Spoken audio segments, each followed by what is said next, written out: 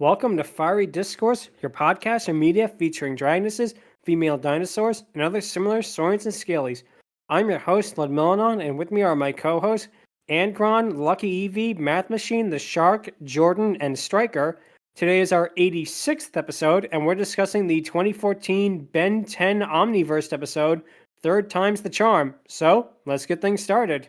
Insert the Ben 10 Omniverse theme here because I have not watched it enough to really know it by memory at this point. I know the other three by memory, but this one, I definitely might need to watch it some more. But still.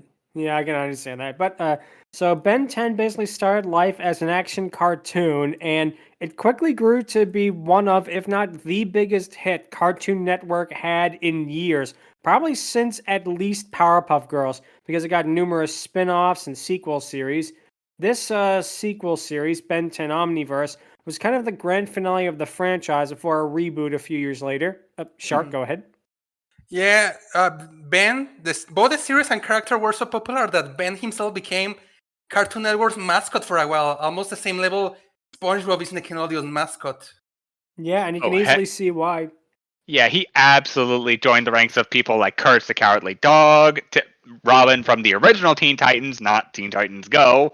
We'll probably get to that later, but we don't One know. Day.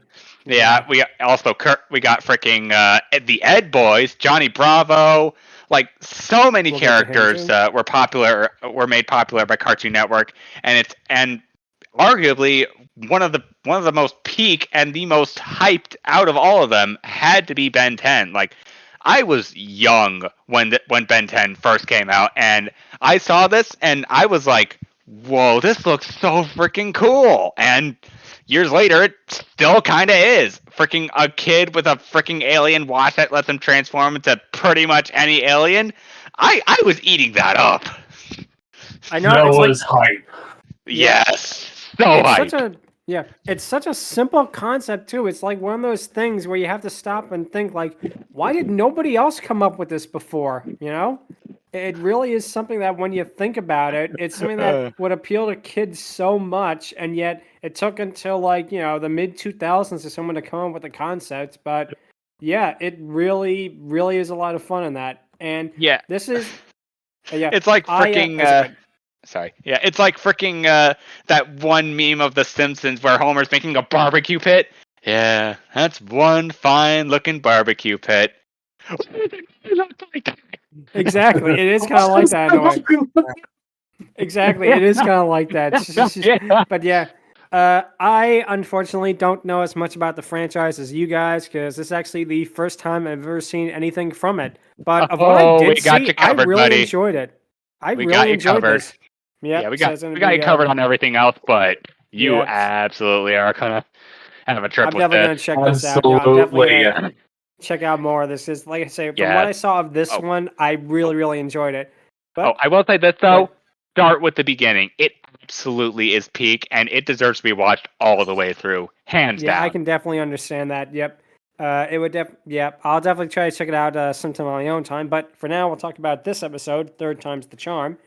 The episode itself begins at a really fun touch because it begins at Friedkin University. Now, it's a cute little in-joke right there. William Friedkin was the director of The Exorcist and also the movie Sorcerer, which has nothing to do with sorcerers. It's about a truck. And, kind of go off there. But what happens is we see Gwen, who is Ben's cousin, in her Lucky Girl superheroine persona. She's fighting off against a villain called Minatoga, and it's right here, right away, where we get some really good action. You could really feel that the animators of this show and the designers really knew what they were getting at, because the way, for example, Gwen wraps a beam of light around Minatoga's head, and it really is well done in a way. Go ahead, Matt. We also get a little bit of a Scooby-Doo nod, which I was just about to mention that. Yeah, honestly, given the style and given the overall visuals of what we got, this honestly could absolutely have been a collaboration. Sorry, nearly lost my mouth there with Scooby-Doo, and honestly, it could have honestly been a Scooby-Doo Mystery Incorporated crossover as well, given the Well, maybe. I mean, I don't know how long. I don't know if Mystery Incorporated was still going at the time of Omniverse. It probably wasn't, but yeah, it probably could have happened. I can kind of see it. Anyway, Matthew, we're gonna say. Yeah. Yeah, the series is made by Man of Action, a collective of comic book artists. So they understand action scenes, choreography, how to make interesting fights, all of that kind of stuff. Oh hell yeah. Definitely, and you can really see that. But as Angron just said, what happens is we get a really fun little spoof of Scooby Doo, where you think that Minotaur is like some big scary monster, but it's just a guy in a costume. It turns out to be the quarterback of a rival university, and he runs away after saying a spoof of the famous meddling kids catchphrase. Yep, and a really cute twist. But then Lucky Girl, aka Gwen, is surrounded by admirers, which causes Minotaur to slip away. We get to see then two of the university professors watching this with suspicion before heading to the library. And again, this is my first time watching this, so my reaction to these guys was mostly that one of the two professors looks really eerily similar to like a caricature of Mick Jagger. Oh, Oh, wow. yeah. He's like the Oh, long yeah. hair, he had the big lips. It's like, okay, what are we doing here? Is you know, Reminds me a bit more of like Michael Jackson, but if he was voiced by Mark Hamill, as if he was doing Skips' voice. That's the best way I could man. describe Yeah. this. I can see that. Oh, but gosh. what happens is the two professors go into the library to find Gwen there, who is seemingly just studying normally. Annoyed at this, the two professors leave. One of them is probably late to do the Dancing in the Street music video with David Bowie, and you know it Ugh. can't be late for that. Oh gosh. But what happened? But it turns out that Gwen breathes a sigh of relief. Then she pulls on a book on a bookcase and goes into the hidden passageway. There we get to see Kevin, who was Kevin Levin. who apparently was Ken's rival. Who was Ben's rival turned friend. And I'm always a sucker for that kind of idea. You know, that's always a fun character dynamic. Oh, fun, interesting fact for those who don't know enough about Ben 10, especially Lud. His full written name is Kevin Ethan Levin. Kevin E. Levin. You cannot get any more blatant than that. Oh, man. We got Ben 10, Gwen 10, and Kevin E. Levin. It's honestly, the comedy just writes itself sometimes. I guess they couldn't find a character that rhymed with 12, but... Oh, gosh, don't jinx it. But what happens is Kevin is basically waiting around and feeding his pet Zed, which is a kind of mix between a dragon and a dog-like creature. And fun fact, I looked it up, and this character is indeed female, but we won't rank her on the scale for today, unfortunately, but that's all right. Kevin, maybe later. Maybe. We'll have to see. Kevin is upset over the loss of his car, and he's basically moping around. So this Kevin cares about his car, and Kevin from Ed, Edd n Eddy cares about his bike. So, and Kevin and SpongeBob cares about his fashion. So I guess if you're a cartoon character named Kevin, you probably are going to be obsessed with something or other. Oh hell yeah! A little bit of trivia with Gwen and Kevin here. For those who haven't watched the show, like Lud, Gwen was originally a main character in the original series, and of course in the Alien Force and Ultimate Alien. Kevin was an antagonist in the original series, but eventually turned good and became a main character in Ultimate Alien and Alien Force. Here, however, both characters are actually secondary characters because it is kind of funny we chose an episode where they do kind of feel like they will be main characters in the series worldwide. But no, this is actually a rarity in Omniverse. Oh yeah, that is absolutely. Neat. I didn't know that. Wow. Yeah, that's very surprising. Also, according to math on this one, this and several other episodes are spread out between 10 episode contained arc intervals. Meaning, right now we're looking at we're looking at an arc where you see a lot of stuff, you have no idea what's going on, and yet thankfully it's far and few between where you're going to be asking, what the hell is this? But we'll get to those in a moment. Yeah. But what happens is basically he begs Gwen to check for his car, even after she checked the entire universe. He then pulls like an anime-esque big eye reaction, and it's here where the show reminds me a lot of the original Teen Titans in a good way. It really reminds me of that, and that how it mixes action and it does like the whole anime-esque tropes and that. I can definitely, this definitely, it's a spin-off of Ben 10, but for me, like a casual viewer who just watched it for the first time, this really reminded me a lot of Teen Titans 03, which probably helped for why I liked it so much. Anyway, Gwen closes. I'm just go ahead. I mean, that was actually anime for a while at that time. Yeah, it very much so was anime inspired. Also, your mic's being a little garbly. It's all right. It's okay.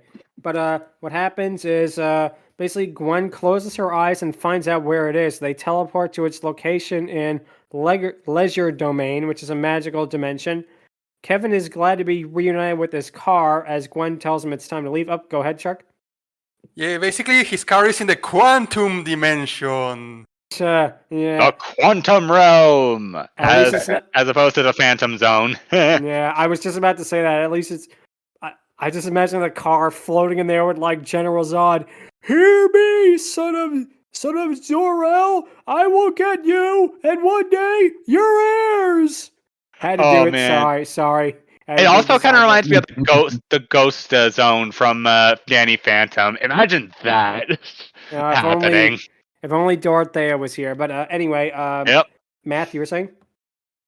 Leisure Domain is effectively the magic dimension that was created in Ultimate Alien, which explains what just happens next.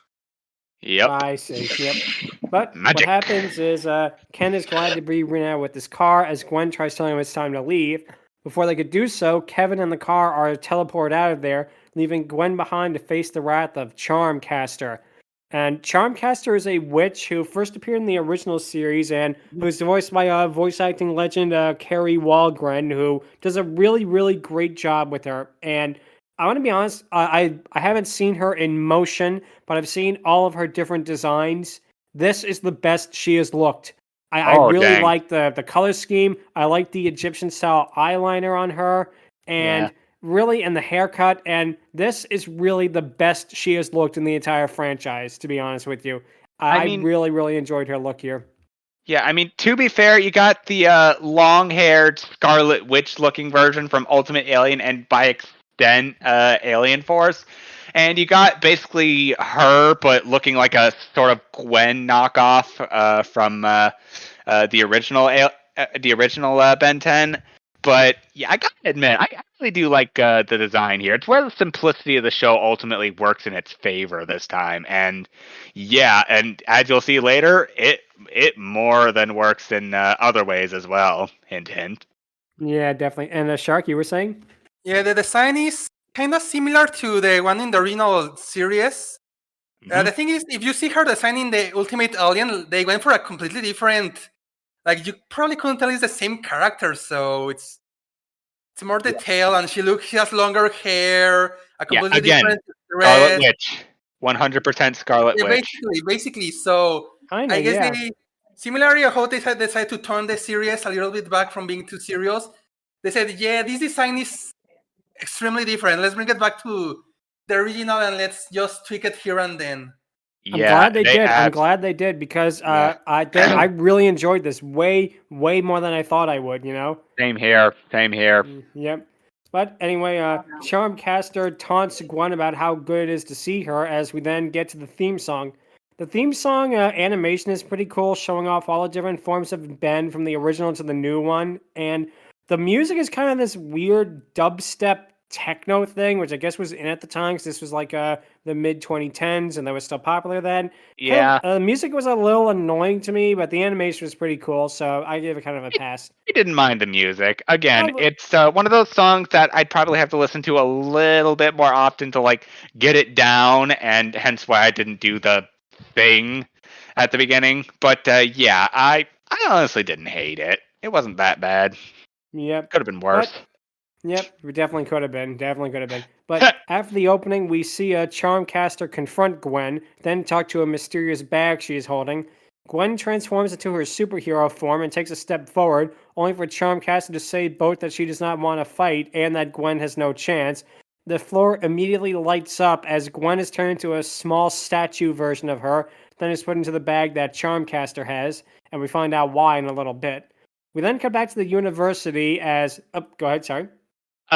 On those stone things, I don't know what they remind me of, but I do know that there are these little Teenage Mutant Totems. Ninja Turtles rubber characters that look nearly identical to those little stone totem charms that Charmcaster turns them all into, which honestly is the first thing I thought of when I saw those a little bit. Yeah, I can kind of see that. But we then cut back to the university as Ben, Rook, and Kevin wonder who could have done it, as there's a lot of villains aforementioned that it's Charmcaster. We get to see then something that confused me and apparently confused a lot of people as well, and that a small green slime alien appears on Ben's device, and he mentions how barbaric it all is. He has a British accent, and his name is apparently Skurd, and this just came completely out of nowhere. I was like, okay, what is this thing? Yeah, remember when I said there were things that were that you'd have to like watch the entire arc to ultimately understand? That's probably one of them, right? This guy is one of them. I mean, his character and overall what he does is honestly fairly straightforward when you get to the rest of the episode, but like where he came from and what his overall goal is, yeah, that's kind of where I got a little confused. Like, I don't know what he is, if he's a parasite or like a symbiote or something like that. I have no idea. But he's there. We're just gonna have to roll with it for the episode. Yep. But Kevin is just as confused as we are because he turns his hand into a sword in order to crush it, only for Rook to stop him and explain that it is Skurd. And when I saw his sword arm, the first thing, literally the first thing I thought of was, oh, I guess Kevin is the T-1000. It looks exactly like the sword arm that the T-1000 has in T2 Judgment Day. It's crazy. Yeah, apparently Kevin is descended from an alien. Unclear if it's Asmosian or not. I'd need to watch the full series to get the full context, but sweet. His whole thing is that he can absorb things and become them. In the original series, he used to absorb aliens and take on their properties like heat blast, forearms, that sort of thing. Later on, however, it kind of devolved into him absorbing materials like rubber, diamond, metal, whatever cars are made of nowadays, that sort of thing. But yeah, that's kind of his whole deal. That's kind of where I understand surprise. This is your first time watching it, but yeah, he is not the T-1000. Just to get that out there. Yeah, I know. I just made it like a joke there when I first saw it. But what happens also, his sword arm also makes me think of Rover and his mechanical army from Quest of Camelot. Oh God, that nice, too. nice. I also classic. I also remember in the original Ben 10 how like when he basically took the powers of all of the aliens and the Ben's Omnitrix, he basically became an amalgamation of all of them. Yeah, he also became an amalgamation in Alien Force, and I believe Ultimate Alien as well. Like, man, this guy definitely has had it rough in those departments many times. Yeah. Yep. Yeah. I still remember that definitely it kind of scared the fuck out of me as a kid. I can definitely see why, and it kind of reminds me a little bit of Marvel's Absorbing Man in a way. Yeah. I got the inspiration for that. Oh man, hopefully not from the Pat Lee, the Ong Lee Hulk. That I like that movie. I like that movie. All right, I like that movie. It was fine. It's a good. I won't lie, it was Matt, fine. You were saying? Actually, weird coincidence that you bring up Absorbing Man. In one season of, I believe it was Alien Force, there was sort of a feedback that happened from the Omnitrix, and that made Kevin absorb the energy from it, and effectively for the entirety of that season, he looked like Absorbing Man. That is cool. That I is know. neat. That's what I'm talking about. That's what happened. That's what made him the amalgamation thing that I was talking about for the most part. No, that was a different thing. That was an Ultimate that Alien. really is neat stuff. Oh, okay. That's it. I Yeah, think I get it's it, I been get a it. while. Yeah, it's been a It's all while good, since I've it's seen all that good. series. I need to go back and watch this. I definitely gotta Anyway, watch this too. But what happens is Kevin notices a janitor listening in on them. Meanwhile, Gwen lands inside of Charmcaster's bag, which has numerous rock monsters in it, as well as 3 other previous villains. yep. I'd now forgive me for the pronunciation on this guy, because again, first time. Adawata. Adwata. Yeah, he's a giant turtle man, and the first time I saw him, I thought, oh hey, I didn't know Gamera was here. Also, I had yeah. to say it. Sorry. Also We have, reminds me of TMNT. We also have Darkstar, formerly Michael He's really Morningstar. cool. Formerly Michael Morningstar before he turned. And then there's Charmcaster's Uncle Hex, a wizard like who yeah. Oh, sorry, go ahead. He's like if Papa Legbo was wore that robe from Kids Next Door Operation Zero, and basically was like just like a laid back uncle. Like he's done his time, he's done everything. The closest example I can give is that one brain bat person thing from Wander Over Yonder, who Lord Hater idolized for a while. I know where you're coming from. Yeah, with that one. Yeah. I get it. Math. That was a good one. Yep. But what happens is Gwen tries to use magic, as the group mentions that none of them can use magic, and they argue amongst each other. And it really is a shame here. We got 3 really great fun villains with fun villain dynamics, but we could have had one more, and this show would have been a perfect 10 out of 10. We should have had Emperor Zurg here. He could have brought his transdipulator with them too. Transdipulator. Anyways, Mathmachine. Sorry, go ahead, Matt. Sorry, just make a joke. For the record, because I watched this series way too much, it's actually pronounced Adwacia. Adwacia, thank you. Adwacia. Yep. But we then cut back to the university as the janitor lets them into the library with the 3 of them lie that they're studying for tests. And it's here where we get to hear the janitor's voice, because he is voiced by none other than the absolute legendary legend that is Tom Kenny. Yeah, this guy is so amazing. I mean, we are talking about the voice of SpongeBob SquarePants here, people. Yeah, not to mention this is the same. Like, honestly, I go so far back as to say, like, the moment we see Rook, Kevin, Ben, and freaking Z, Zed. Sorry, we look at we notice this guy just like raking, and I'm like, I'm sorry, when did Mumbo Jumbo retire? Then I immediately see him and I just think, wait, is that Mumbo Jumbo's cousin? Is he an eternal entity? Sure. It does kind of remind you of him in a lot of ways. Anyway, yeah. Shark, you were saying? Yeah, so Tom Kenny is playing the role of a very, very powerful magician. I guess he learned it from Mr. Magic's magical kit of magic. I was just about to say it. But or the voice cousin. He's using... That too. But the voice he's using here is the one he uses. It's actually the voice he uses from the Dirty Bubble from this. And it basically, as soon as I heard him talk, I thought, oh no, he's going to make him take the Dirty Bubble paddleball challenge. They're going to have to hit the paddleball 80 billion times. Oh my gosh. Sure. Had to make that joke. But the janitor watches them suspiciously as they continue to read, before Rook tells Ben to transform into Brainstorm to read more efficiently. But instead, Ben transforms into Accelerate. Haha, cute name. And I like the design. This alien design, of all the ones that showed up in this episode, this is my favorite. It has a really cool design. I like the streamlined of it. I like the thing. And what he's basically a raptor-like alien with super speed.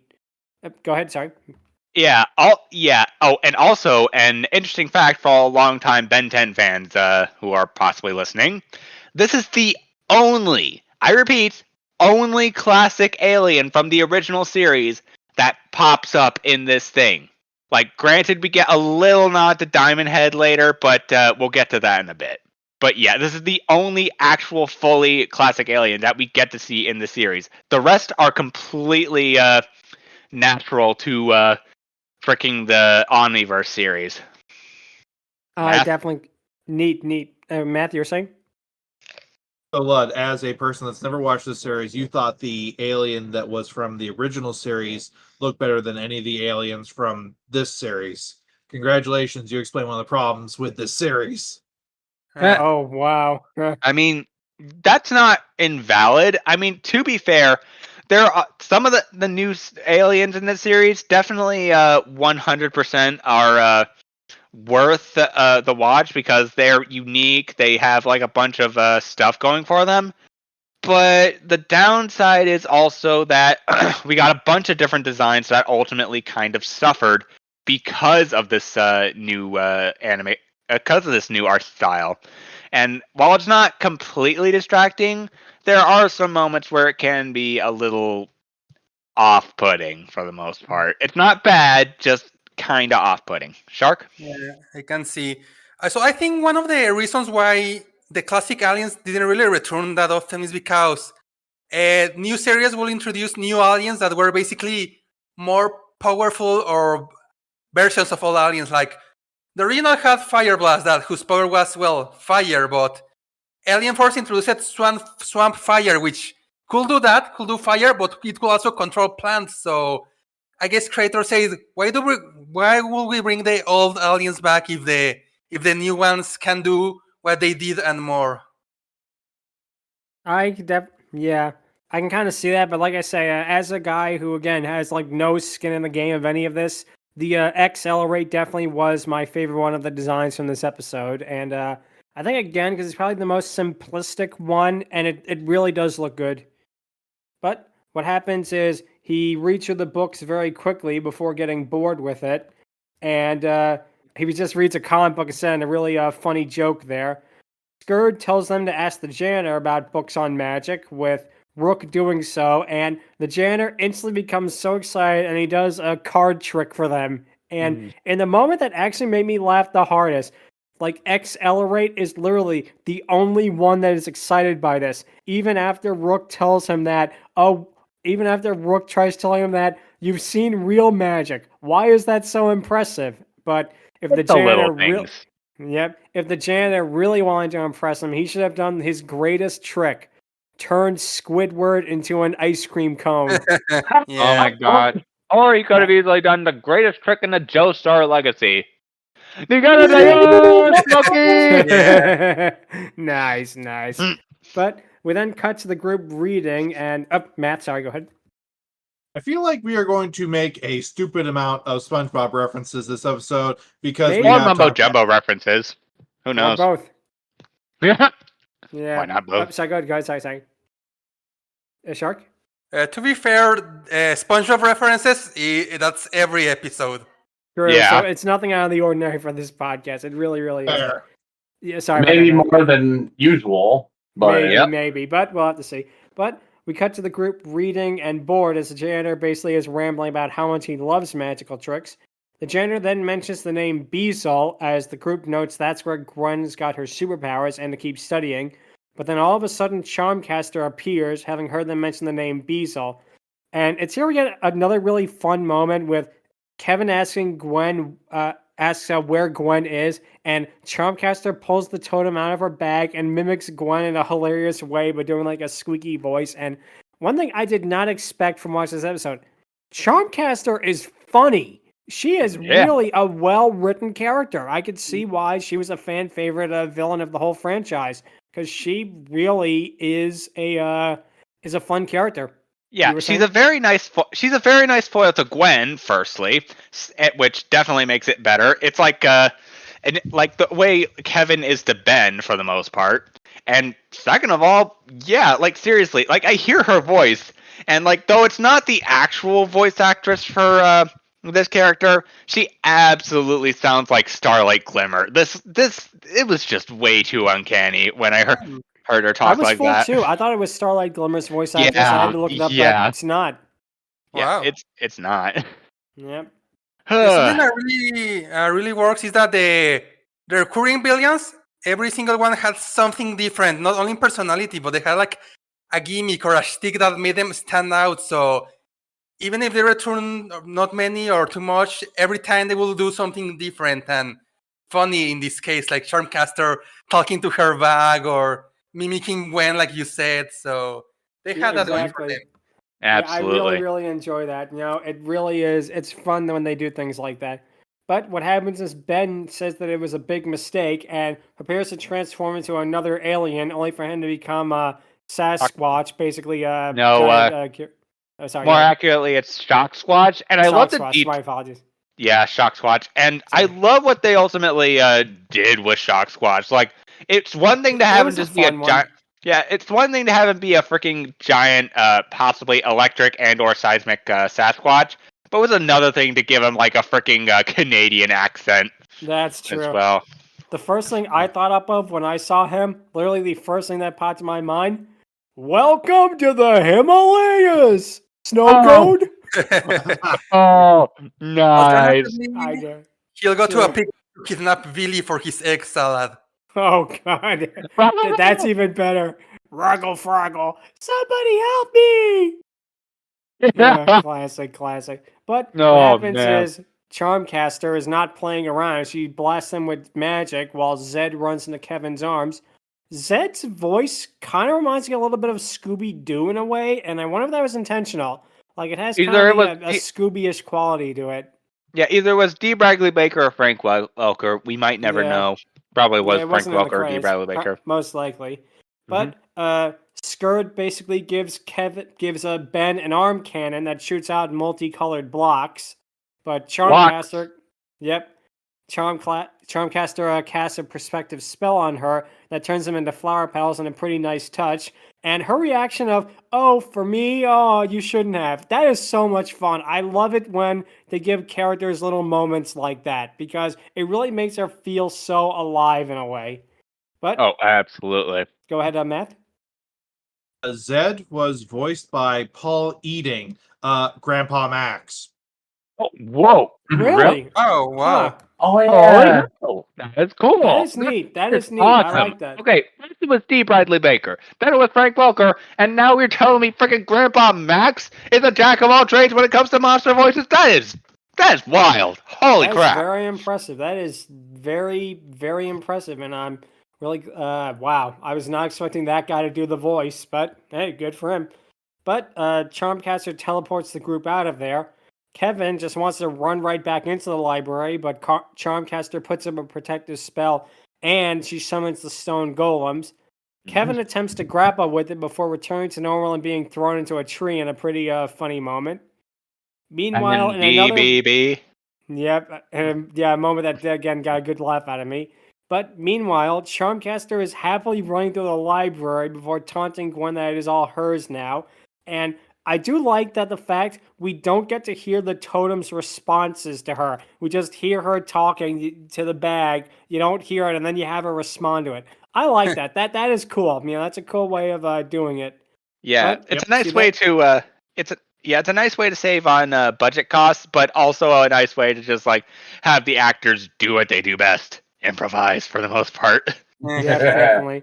But yeah, it's a clever concept that. You're seeing it from the outside, so you if you have no context, you think Charmcaster is just going crazy, but nope, she's actually talking to someone. Yeah, I like that. I really do like that. But what happens is she then sticks her hand in the bag and fumbles for something before pulling it out.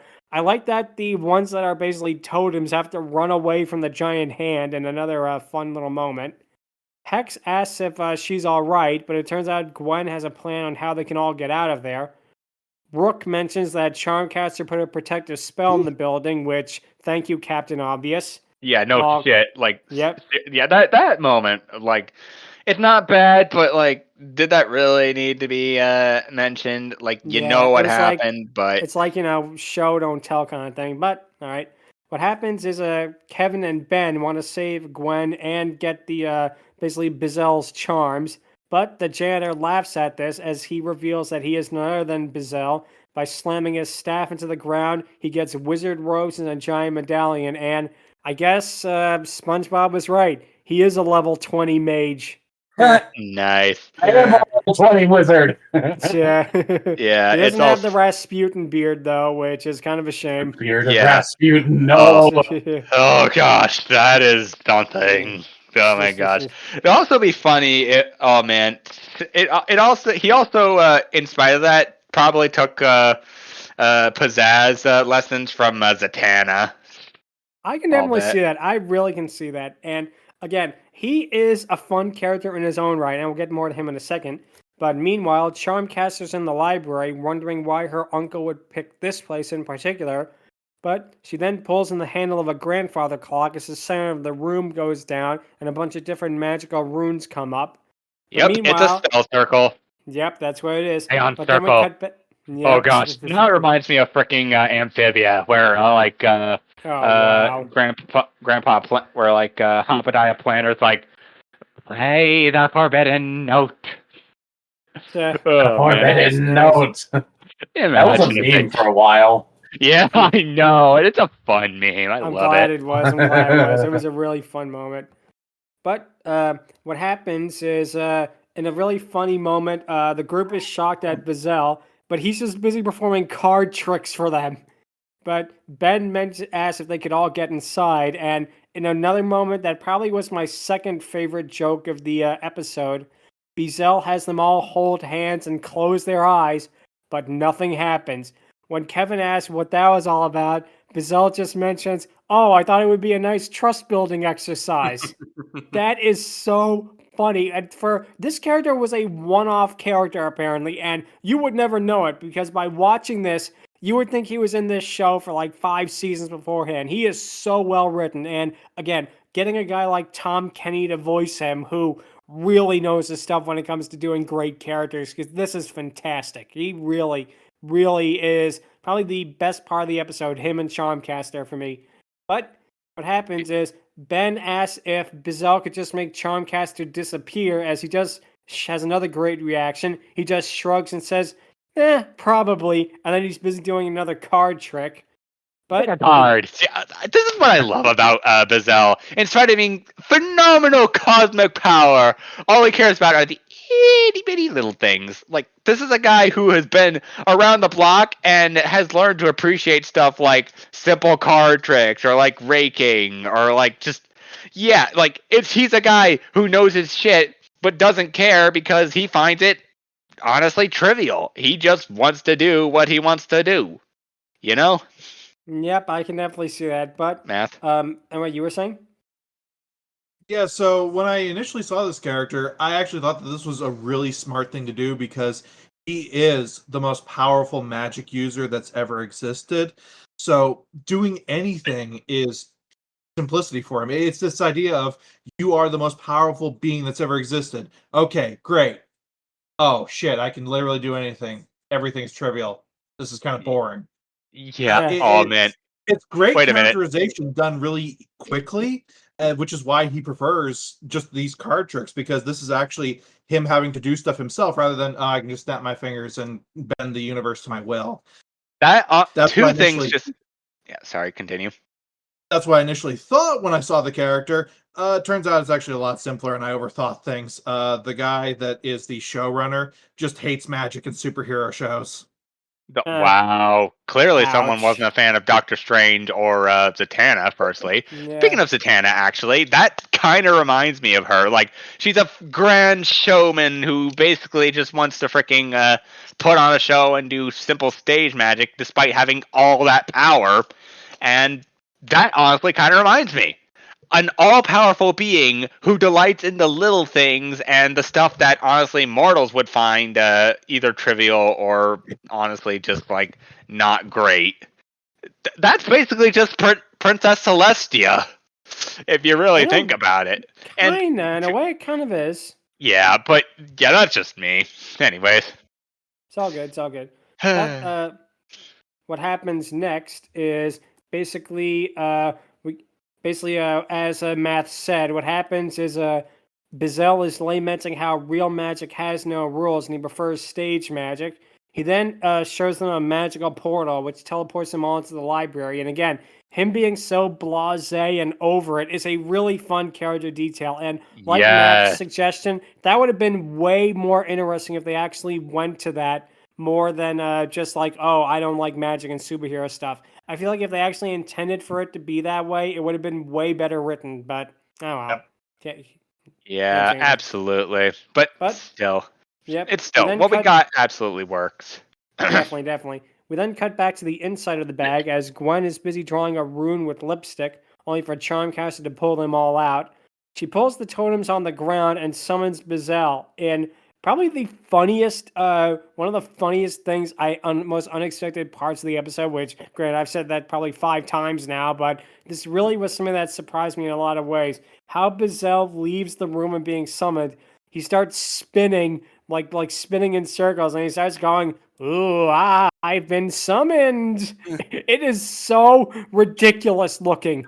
I have to admit it was an intentional joke, and it is so funny because it's something you did not expect. You expect him to appear in like a puff of smoke, or you're expecting to appear in like a flash of light or something like that. Not him literally just spinning in a circle, walking out of the room. It is so funny.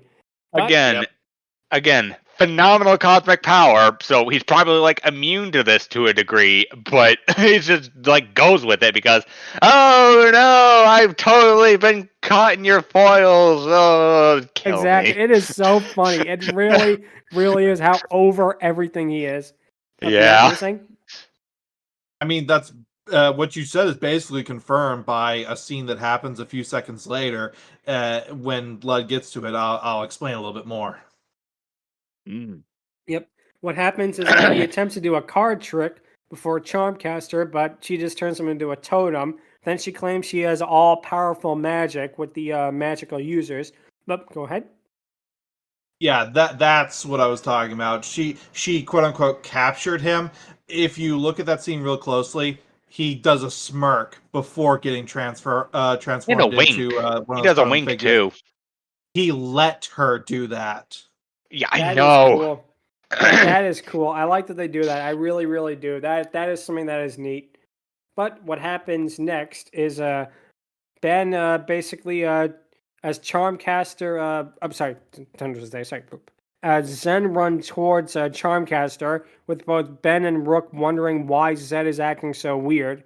As Charmcaster gloats about being the all-powerful magical user, Kevin turns into bronze in a pretty cool section, while Ben transforms into the alien Kicking Hawk. And basically, she shouldn't have too much of a hard time beating him. She could just summon Paper Mario to stop him.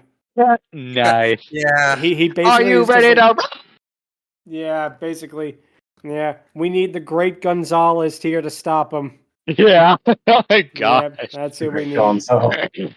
Yep, had to bring that up. Sorry, but Ben basically leaps up to kick at Charmcaster before a stone golem stops him. And I do like, in a really fun touch, Gwen is still able to talk in a really squeaky, high-pitched voice, which was something I was not expecting. I was, wasn't expecting him to be able to do that, and that actually got a good chuckle out of me.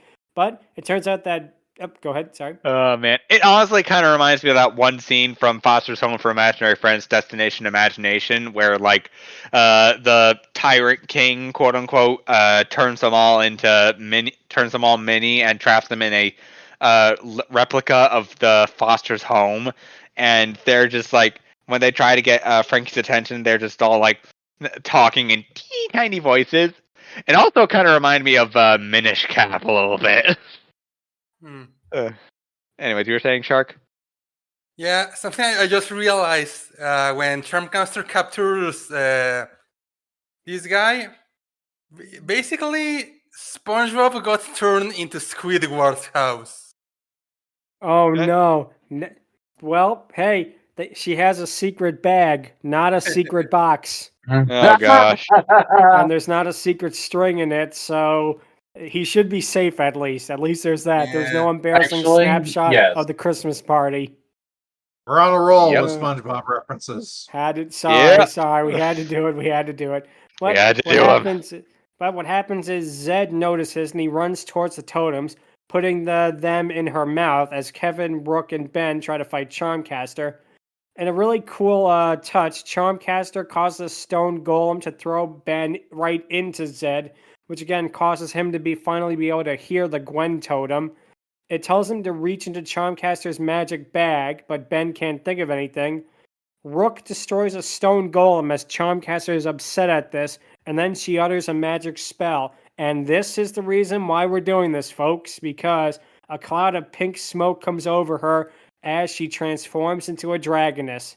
Now, the way the transformation is done is really, really unique because her eyes are visible through the smoke, and we actually see the eyes change position as she gets larger. Like it goes from being where she would normally be to getting like higher up as she gets taller. And the horns peeking out of the pink smoke is a really other fun touch.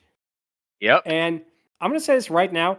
Her dragoness form is absolutely amazing. It takes color element from her clothes, but it doesn't just do that. It also takes the marks and the emblems from them as part of her new body. And her long white horns with purple tips are exactly like her hair. And even her eyes is like the eyeshadow, and it's colored a deep purple. And again, her design is really fantastic. Probably one of the honestly best dragoness designs I have seen, in the way that it actually takes a character and translates it into a dragoness form. I really like this.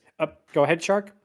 It was Angron first. Oh, hang on. Sorry, Yeah. go ahead, Angron first. But yeah, I wholeheartedly agree. There are a lot. There are several dragons and magical stuff in freaking Ben 10 that absolutely take the cake. But this was absolutely the surprise that came hot out of for the most part, came out of nowhere, and it was amazing. She didn't have to, but she absolutely did, and I absolutely love that she did. There are a ton of perks that came with this form, and it wasn't just design either. It came from powers. It came from her design, basically being invincible to virtually anything. Yeah, this absolutely is 100% one of the best things ever happened to Ben 10. Shark? Yeah, I mean, I agree with what you, because this design is one of the best designs when it comes to transformees, because if you didn't see this episode but you're familiar with Charmcaster and suddenly jump to this scene, you will automatically know, oh yeah, this is Charmcaster, because it translates so many elements of her human form into the dragon one.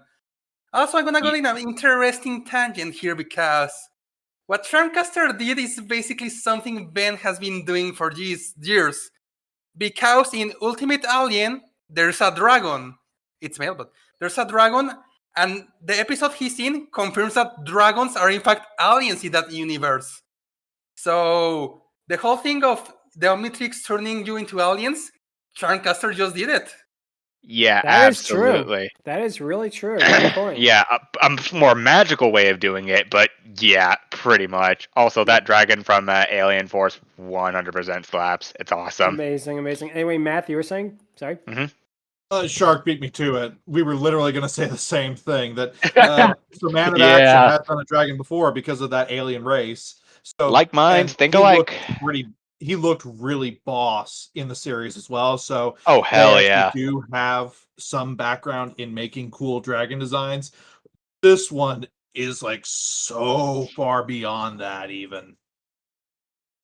Yeah, absolutely. She steals the show the moment she becomes this. Definitely. Oh, 150%. And like I say, I do like that her still being able to talk in her dragoness form with a distorted voice is always good to see. That's always a huge plus in my book. And she breathes a pillar of flame, knocking Ben out of the building. The green slime alien asks if all of Ben's enemies are this dramatic before morphing into a sword. Ben lunges at Charmcaster, who easily dodges his attacks. Meanwhile, Kevin and Rook are busy taking down the golems as, in a really cool sequence, Kevin leaps into his car, driving it towards Charmcaster, and he launches missiles at her.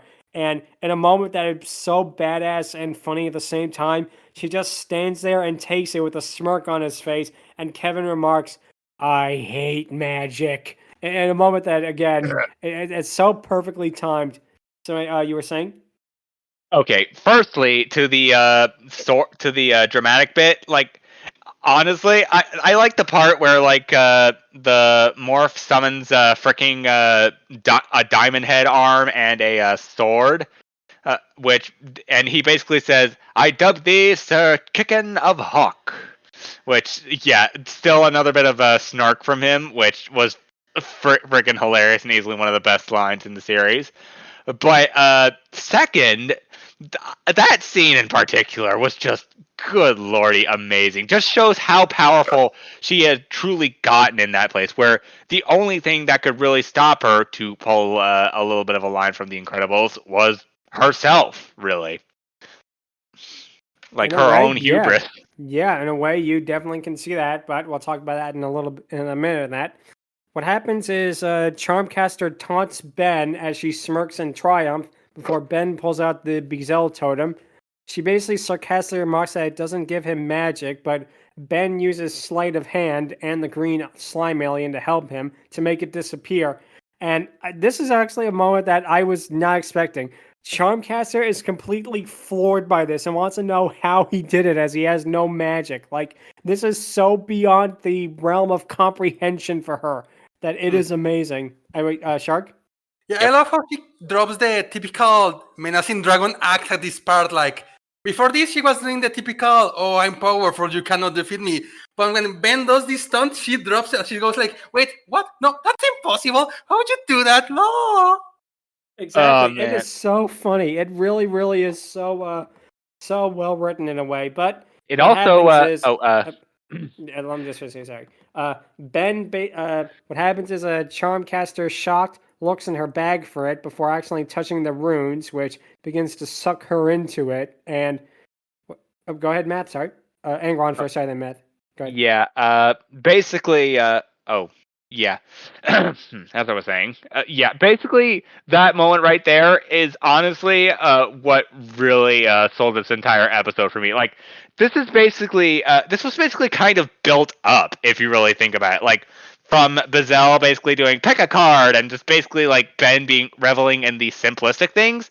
Honestly, he has every right to be excited, because if stuff like that was able to best freaking an all-powerful being like Charmcaster, then good lordy, this episode had no right being as clever as it was, and I absolutely love moments like that where like it's snidely, but it's also absolutely like 100% hilarious and in the best way possible of both worlds. I love that so much. Definitely. Matt, you were saying? So I really like the detail that because she's full quadrupedal dragon, she has to use her mouth to check her bag, and it actually takes her a couple of times attempting that to be able to grab it properly. That's not something that you needed to animate, but it's really nice detail that you did. Oh, you know it. That is another really, really good touch. But what happens is we actually get a shot of her, and let's say this way, she is rather thick. Yeah. To put it politely, as Ben basically kicks her rear end and traps her inside of the bag. Let's not beat around the bush. He absolutely kicked her in her butt into the bag. Yeah, he does, and I'm gonna definitely kick your ass. Yep. Hank Hill. Kick your ass. Exactly. If only Hank Hill was here. All right, Shark, you were saying? Yeah, she might be one of the few villains that when Ben meant is butt kicking time, he meant it literally. Yeah, he literally did. Yeah. And if only she was thicker, she wouldn't be able to fit in the bag. So she totally would have fit in the bag. They would have found a way. Would have been just making a joke there. Still. But what happens is the stone golems instantly vanish as the totems turn back to normal, and in a funny touch, the magicians still are all arguing with each other, and Bizel is very proud of Ben learning the stage magic element. But then we cut to the inside of the bag, where we get a really funny rant from Charmcaster here, basically saying the typical villain, how she will escape and how she will get out of there. And then we hear a high-pitched totem version of it. And just to finish off the Spongebob moments, it kind of reminds me of when Plankton was grabbed by Mr. Krabs. Hear me, Krabs! I'll get that Krabby Patty even if I have to pry it from your... Yeah. Also, two things on that. One, it's honestly funny hearing that. It's honestly funny hearing Yeah, it's nice. And nice. second, I knew I that should moment have done honestly was this. kind of overshadowed by the fact that Darkstar, the moment he's out, tries to book it before Rook just freaking freaking bolas his ass onto the That was a ground. cool Like, moment. Yeah, he's I a did wanted like criminal. that. What'd you expect, man? Yeah, that was a clever moment. I gotta admit, that was a clever moment. But one of them does get away. Basically, the turtle alien guy gets away, Yep. and then Hex is embraced by the Mick Jagger professor, which is okay. Yeah, someone it's his who- it's his wife. Let's Okay. it's pretty much. Let's I not did beat not around the know bush. that. It's probably his wife. Yeah, Probably. it is his wife. I Yeah. see. So that's interesting. I guess now they can start me up. I guess he could use her magic, and he could do the what's it? Love conquers all video or something with him. Oh, but, gosh. ha ha ha! How to say it? But regardless, what happens is the group mentions they're glad to have Gwen back, as she wonders if she and Charmcaster can be friends again. And the episode ends with Charmcaster basically still ranting from inside the bag as the episode concludes. And this is Ben 10 Omniverse would be the big finale of it before the reboot. Charmcaster would appear in like one other episode because this is around the time the show itself was winding down, and the level of quality of this is really, really good. I was really not expecting to enjoy this as much as possible, seeing as this is literally the first time I watched this show, and it was a lot of fun. Math, you were saying? You missed one of the best jokes in the episode too. At the my end, apologies. her rant. Go ahead. My apologies. She was going. I will have the last laugh. Ha! There. See? Yeah, wow, I'm sorry. I brought that up. Wow. I brought that up. Don't worry. Sorry about that. Sorry about forgetting that. But Yeah. Also, but overall, if episodes like this are overall what Omniverse is ultimately going to be like, it makes me very excited to go back and revisit the series proper, because it's been so long since I've seen any of the episodes. Like, the most recent one, other than this, I saw was a death battle between Ben 10 and Hal Jordan of the Green Lantern Corps. That is how starved I am and how out of the loop I ultimately am when it comes to Ben 10. And I very much want to see what they have in store, especially with stuff like this. yeah, I can definitely understand why, because again, it really, if the rest of the series is up to this level of quality, this really is as a good show, and I can see why it became an icon of Cartoon Network, because I really enjoyed this. Yes, same here. Yeah, oh man, it's making me really miss the good old days when Cartoon Network was still doing relatively its own thing, more or less, barring certain other instances where they weren't. But I digress. That is as good as time as any to bring up our question of the day, which is, what is your favorite Cartoon Network action show? Lud? Yep, I will definitely get started here. And my answer is probably going to be one that it's probably obvious and yet not obvious, because I'm going to go, I could say Samurai Jack in that, but as great as that show is, I think my all-time favorite is going to have to be Powerpuff Girls, because that really, when you think about it, it basically sells it basically is like one of those subversive things. You look at it and you think, oh, it's going to be like a little kid show, a little kid superhero show, and that it's not going to be the bad. It is violent as hell. We see them knock out bad guys' teeth, and they have like the roots in them sometimes. It is a show that is deceptionally very, very different than what you would expect from just watching it. And my dad did not like me watching and said, oh, it was a girls' show and that, but it really is a show that is really, really a lot more deceptive than it has. And the action in it is great. The monster designs are a lot of fun, and there's a lot of cool references too, because a lot of the monsters are references to other famous kaijus, like the episode where the girls all pretend to be other superheroes. Basically, the monster in the episode is a spoof of Hedorah from Godzilla.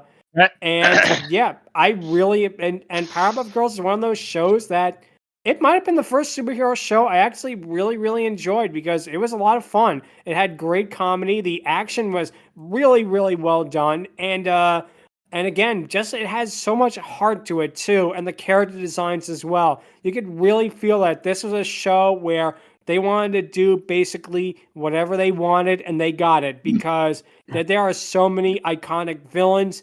And again, for the '90s, the stuff they got away with, like with Sedusa, and especially with him, who basically is, again, literally Satan. They got away with a lot, and I really say that it's my favorite because it probably was the first action cartoon I remember liking. So that's probably why it's my favorite, because I always associated with sitting in front of the TV and watching this show. And when it wanted to be funny, it was funny as hell. It really had such great comedy, and voice acting was great. Anytime the mayor showed up in like the first 3 seasons, you were in for a good time when the mayor showed up. Also voiced by Tom Kenny. Yes, And yeah, absolutely. basically that is going to be my pick for my favorite action cartoon from Cartoon Network is Powerpuff Girls, because again, it was one that really is one that has such good memories associated with me. That's probably the one I'm going to pick. So, Same here. Angron, Same here. what I is your absolutely enjoyed. I absolutely enjoyed Powerpuff Girls. The 4th season, the one that was helmed by Faust this time around, it's of selective quality. I can say that much, but it's still fun. I'd recommend watching all of it. Just be wary of the 4th season, and definitely check out Powerpuff Girls Z, as it's also a Cartoon Network exclusive. Oh yeah, even though it isn't technically an anime, it was commissioned by Cartoon Network. Oh. Yes, absolutely. Yeah. And the Honestly- Ocean Dub, which Honestly, Power Girls Z, I don't know. I get what they were going for with it, but it feels like, I don't know. It just didn't click with me. I get what they were going for. I really do, but something about it really just, I don't know. It feels very strange in a way. It didn't click for me. That's all. But it's anyway, definitely a stark departure from what we know about the Powerpuff Girls, especially given the fact that it's not exactly the first 3 Powerpuff Girls seasons, but still, for what it is, it absolutely works, and I 100% support it. Now then, on to my pick. Since Lud isn't exactly going to choose Samurai Jack, I'm going to be the odd man out and mention Samurai Jack since, okay, that's not true. I'm actually going to mention Batman, the Brave and the Bold, for being smart and basically, honestly, being better, hot take, than Teen Titans in many ways, especially animation and the fact that they were referencing the Silver Age, which, hell yeah. I am also going to give mention to Ben 10, which is my childhood and basically deserves all the praise. But yeah, I think I'm going to be the obvious one here and absolutely pick Samurai Jack. There's a lot to love about this, and this definitely went through a freaking trend. This definitely went through a freaking arc, as it were. Several arcs, in fact, 2 of them.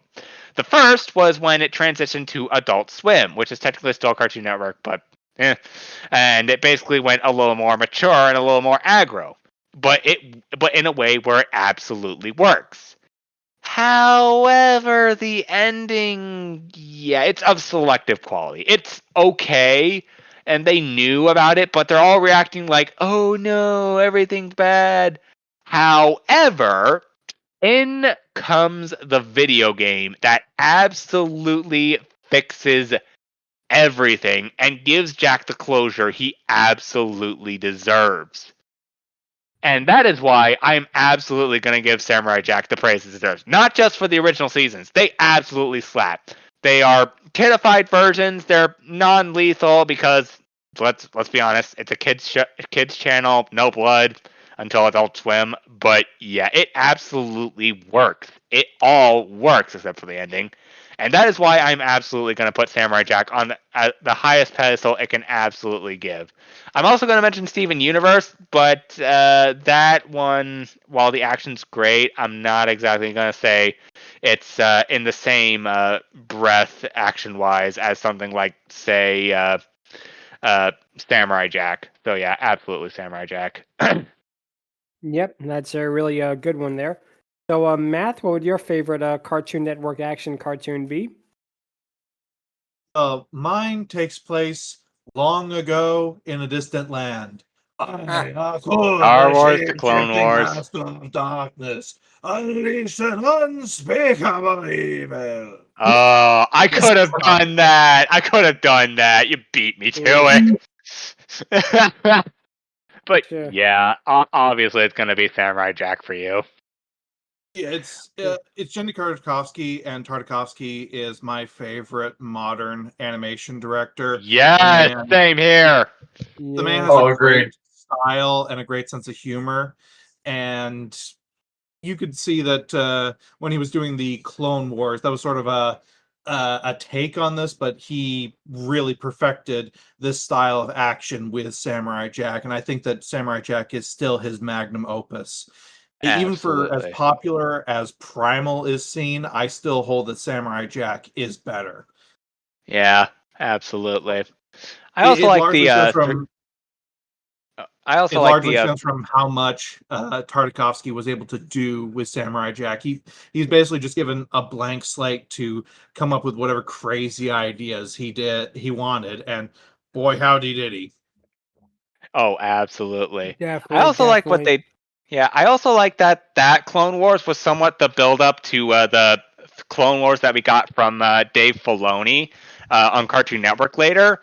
But yeah, that one technically that one's mainly Cartoon Network, but by the fact that it's that it originated on there first, but later got bought up by Disney. So that's a technicality that we're gonna mention, but not really fully addressed. In any case.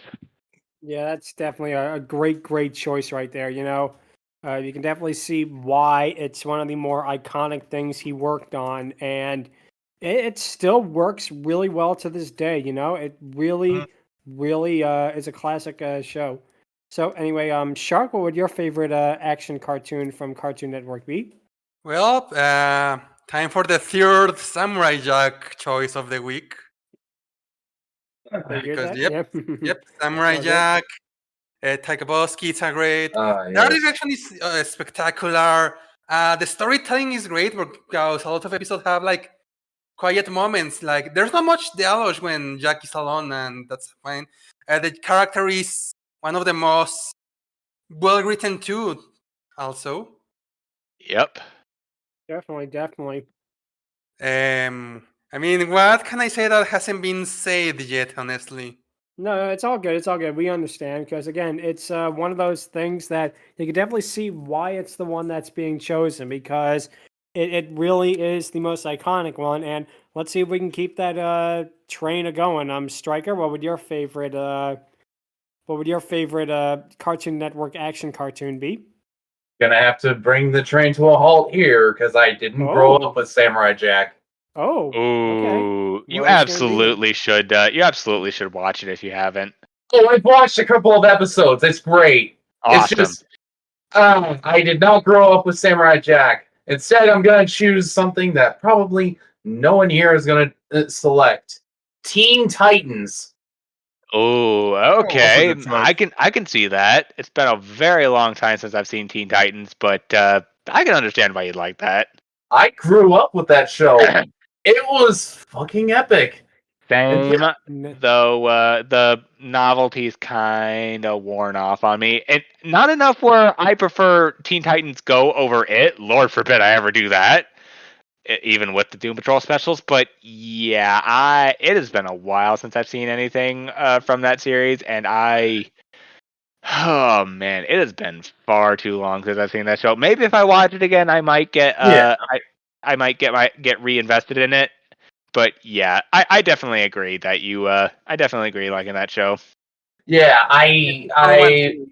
I immediately got back into it when I saw the first episode, and I'm just like, you know what? I might as well watch more of this sometime. And of course, like you can imagine how betrayed I felt when I watched a couple of episodes of Teen Titans Go. Oh yes, it's Definitely acquired taste. Let's do it that way. But yeah, the original Teen Titans was actually gonna be my second pick because that really is a lot of fun, and I think it reintroduced a lot was. of these DC heroes to a new generation, and Oh, it's hell iconic yeah. for a reason. It Yep. introduced me to some DC heroes that I had no idea existed, actually. Same here. Same here. Like, for example, the fact that Aquaman had a sidekick, Aqualad. Oh yeah, and also Speedy. Oh, and That Speedy, too. I forgot about him. Yeah, like, that was a character that was only ever established in the comics. He was never brought up in the cartoons. There were a lot that were established in the comics that only ever popped up in this, and Yeah. a few others later, but yeah, mainly this. But yeah, like I love the show so much that I actually started collecting the comics like earlier this year. Like, yeah, but I have a good selection of new Teen Titans in my room here. But like, yeah, that my pick is definitely Teen Titans, the original.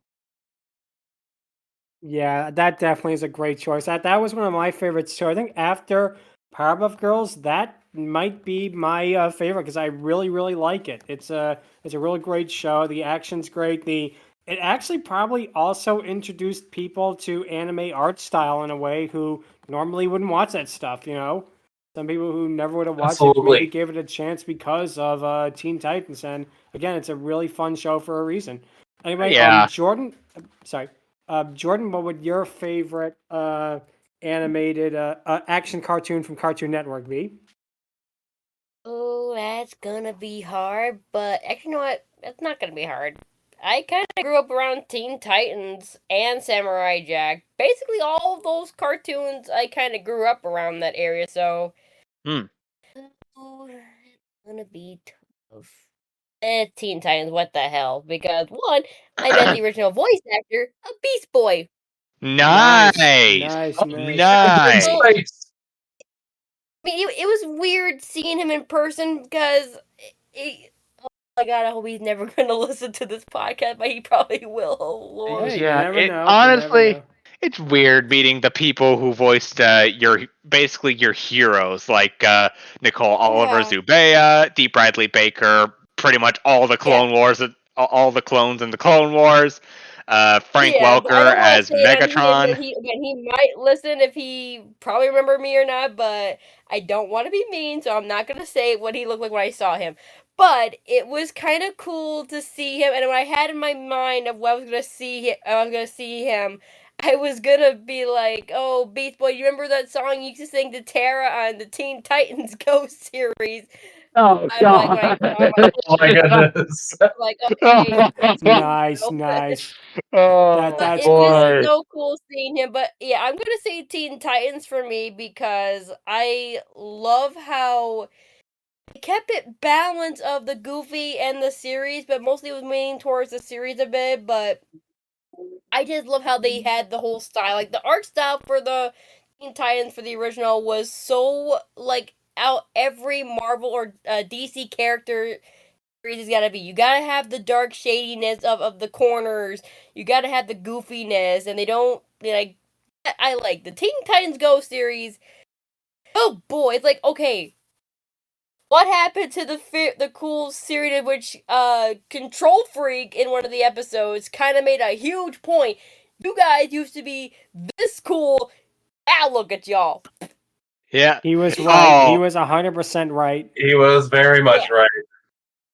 Yeah. But Oh man, again, that reminds me of this one line from Billy and Mandy where like, "You used to be bad," to like General Scar. "You ain't bad. You ain't nothing." And just slams the door and No it's just way. sees him crying. Yeah. So yeah, mine's gonna be the original OG Teen Titans, even though I kind of like Teen Titans Go for the special, but that's my point made. I like the Teen Titans OG better. Yeah, I think everybody does because, and there's a reason. There definitely is a reason for why they like it. And yeah, and why it's better why it's more well liked than Teen Titans Go for a reason. Yeah, absolutely. Yep. Yeah, there is a reason why. Definitely, and we will get to that one day, but not today. So, Luckyeevee, what would your favorite Cartoon Network action show be? Because I can't go things without mentioning it. That's why. Yes, Nice. yes. So, I guess. Like XY, and Z. it fits. Like, I didn't even watch on Cartoon Network when it aired, but I did go back to. But I did go back to it. That's why I watched Sun and Moon. It's really good. Nice. I mean, that was. I mean, I don't. I won't. Change your mind on that, but that was like during the time when I got burned out on Pokemon anime. Oof. Well, it's still a fun series. I highly recommend watching it. Absolutely. Also, Yeah. Pokemon. Oh yeah, Pokemon. Yeah, that Yeah, definitely Pokemon. fits. Yeah, obvious Pokemon pick. Of course. It's all good. It's all good. Hey, mark that on your bingo cards. Yep. With the SpongeBob reference and the reference to Frank Welker and lots of other stuff. It's just Oh, heck yeah. But you can mark off something else on your bingo cards too, because now it is time for the Dragoness Scale, where you rank them from 1 to 10. And I'm going to go first. And this one is really, really hard because Charmcaster has really, I cannot think of a single flaw with her. Not one. The only flaw I can actually say with her is that she didn't appear earlier. I mean, the design is great. The voice acting is great. The way she does with her character is great. And the fact that the little touches, like as Matt said earlier, with her using her snout to have to open the bag and look through it is a fantastic touch. I have to give her a perfect score. I literally can find absolutely nothing wrong with her design, with her voice, with everything. She is one that gets an absolute perfect score, a 10 out of 10 for me. It's as simple as that. Sometimes the simplest explanations are the best ones, and this is it. Yeah. Because there's nothing wrong with her. There's no reason why she should get a lesser score in this case. Wow, I've been pretty generous with 10 out of 10s lately, haven't I? Oh, anyway, heck yeah. Angron, what would you say? Oh boy, on the one hand, I'm not that big into Charmcaster. I mean, granted, I do remember her in the original series. I like the vibe. I like how she's a foil to Gwen, and I like the vibe that she and her Uncle Hex somewhat have for the most part. Yet that vibe is never really built upon.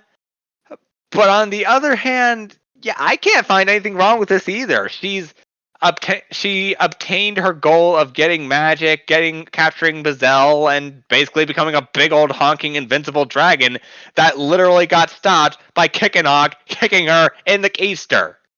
Alliteration for all those alliteration fans out there. So I'm gonna keep the train going. Chugga chugga, bitch. 10 out of 10. Nice. Whew. Will she get the highest score yet on the Dragoness Scale? We can only speculate. Let's see. Math, what would you give her? I'm going to have to do something a little bit different than I normally do because typically I've watched these series myself. So if it's a recurring character, I know about them from the entire series, and I do base a bit of that on that. I've never actually been that much of a fan of Charmcaster from the whole series. I found the magic episodes that focused on Gwen specifically to be a little bit lesser, and I'm the odd man out here. I actually do prefer her original design just a little bit more than this remake's design. No one talks about Ultimate Alien design. No one like that. Scarlet Witch. Or in this case, Fuchsia Witch. I'm actually rating this based just on this episode instead to give her a completely the best fair shake that I can. Great sense of humor. As an overall character design within this style, she's actually one of the best looking characters in this series. Hell yeah. The little just added touches that they had to her design to add a little bit of flair to it to emphasize the magic stuff, that was really nice. Sense of humor was great. probably the best jokes in the episode, aside from Tom Kenny's, but that's kind of cheating right there. Yeah. Yeah, transformation scene itself was really well done, and her overall dragon form and the abilities with it. Woo! This is one of the best looking dragons I think we've ever rated. Yes, absolutely. Just the size, scale, and detail. Oh, by the way, no pun intended on that one. Is incredible. This isn't the first time we've had one of those dragons with the horn tips that had the color of the hair. The Tom and Jerry movie did that too.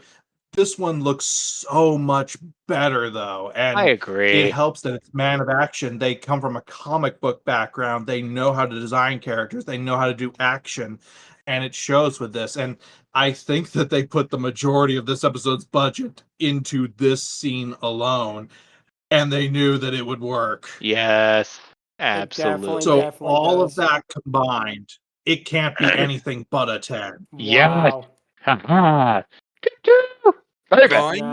Nice. That is so awesome. And yeah, wow. So far, 3 perfect scores, and it's pretty much unanimous now. Let's see. Shark, what would you give her? Well, yeah, we are continuing this, man. I am giving her a 10 too. Ooh, nice. Yeah, because as pointed out, she's as a character itself. It's funny, it's menacing, and she has a good dialogue, good writing with her. The voice actress does a good job, and of course, everything regarding the dragon is just great. I can't think of anything wrong because the design is one of the best designs, as I mentioned. That everything her human form had, she still has it as a dragon, but even more, the horns with the tips, the whole pattern of the dress, the color, the gems. She tanked a freaking missile to the face, and she smirked it off. Yeah, she has her badass moments as a dragon, but her funny moments too. The whole throwing a tantrum when Ben tricks her with the magic card tricks, hilarious too. The expressions are great. The details of having to open the bag with her mouth. So I can't think of anything other than a perfect score for her. So 10 out of 10. Awesome. Well, let's see. Stryker, what would you give her? 10 out of 10. I actually thoroughly enjoyed Charmcaster. Nice. And if I had watched Ben 10 as a teen, she would totally be up there with Raven for me. Oh wait, was that an 8 out of 10 or a 10 out of 10? 10 out of 10. Perfect. Sweet. 10 Yeah. as in Ben 10. I just realized. Oh my gosh. Well, let's see if we can keep it. And let's see, Jordan, what would you give her? I grew up with the original Ben 10, and I have the first season, and I think I remember, Charmcaster was a little pain, but she was kind of smirky, like she thinks, oh, I'm so better than you, Gwen, when they're on their trip, so I am gonna go beyond 10. 11. I was giving her 11. Oh gosh. Okay, We are breaking the scale here. I don't know if we can get. Yes. All right, you want an 11, and we'll give her an 11. Wow. Okay, let's go with an 11. Yeah, let's do that then. But here's the thing. Again, I grew up with Ben 10, the original, and then I did kind of remember watching the Ben 10 Omniverse series with this one, and I'm like, okay, they brought back my girl Charm. She's got the outfit. She still has that that attitude towards Gwen, which everyone knows. If you have one girl who is better than the other one, and Charmcaster was kind of like, oh yeah, I am better than you in every way. She proves it, but she knows it's going to backfire and kick her in the butt. At reference, as she literally got her butt kicked from Ben. Yeah. But her entire look of this new one compared to her old one, it kind of like shifts it to where she is now in this series. She's still mad at Gwen. She thinks she's better than everyone else, proving that magic is better than anything else besides alien technology or plumber technology. The dragon form, oh my god, I love it. The transformation was good. So yeah, again, I'm going for 11. So even though, again, I have a thing for Kevin 11. So again, I'm Don't giving blame her you. 11. Wow. I never was considering that. Wow. Anyone would have gotten this. Well, we'll have to see if, like, when we re-rank Ludmilla in the future, if she'll get it, because I think she might, but that'll definitely be interesting. And to finish this off, Evie, what would you give her? Really putting me on the spot here, aren't you? Yep. No, it's okay. Whatever you give her is fine. It's your honest opinion. Don't feel persuaded by Don't anyone feel else. pressured. Okay? Don't feel pressured. Yeah, Pick whatever you want. exactly. It's So kind you're- of hard not to when it's a perfect streak. No, if you want, go ahead. Just say what you want. So I guess 10, just because I don't want to be the guy who No, breaks no, streak. don't No, do that. no. What's your honest opinion. opinion? Honest Your opinion, honest- buddy. We I are don't even know more what than my opinion is. So just okay. 10. Well, oh, okay. I mean, like looking at the design. What would you what give do her you? just based on the design, basically? Yeah. I don't know. I guess we could put him down as undecided. True. If you want, Yeah. we could. Yeah, if you want, we could do that if you want. So, Yeah. wow, this is so far now. She has the highest Dragoness score ranking, and it's a score she probably will keep for a while. And we have to see. Maybe she'll be topped in the future. We don't know. But that's going to be it for this week. If you have any questions, or if you want to send us your attempt at doing magic tricks, you can email us at fiorydiscourse@outlook.com. Visit us on Twitter at twitter.com/fiorydiscourse. Be sure to like and subscribe the YouTube channel, and check out the playlist for more episodes. Next week, we'll be discussing the 2024 movie, The Tiger's Apprentice. This is an Oh, animated dear. movie that went direct to Netflix, and is it good? Is it bad? We do not know, and it'll be interesting to see it, if nothing else. Definitely Oh, boy. a unique experience there. But that's going to be it for this week. And until then, thank you guys so much for watching, and take care. Quick fix on the Netflix thing. According to Mathmachine, it went to direct to Paramount Plus. Oh, So, all right. not It's all Netflix. good. It's all good. But Yeah. that'll be it for this week. And until then, thank you guys so much for watching, and take care. Clicker card later. Adios. See you all next Oh, week. Peace out. Bye bye. See you next week.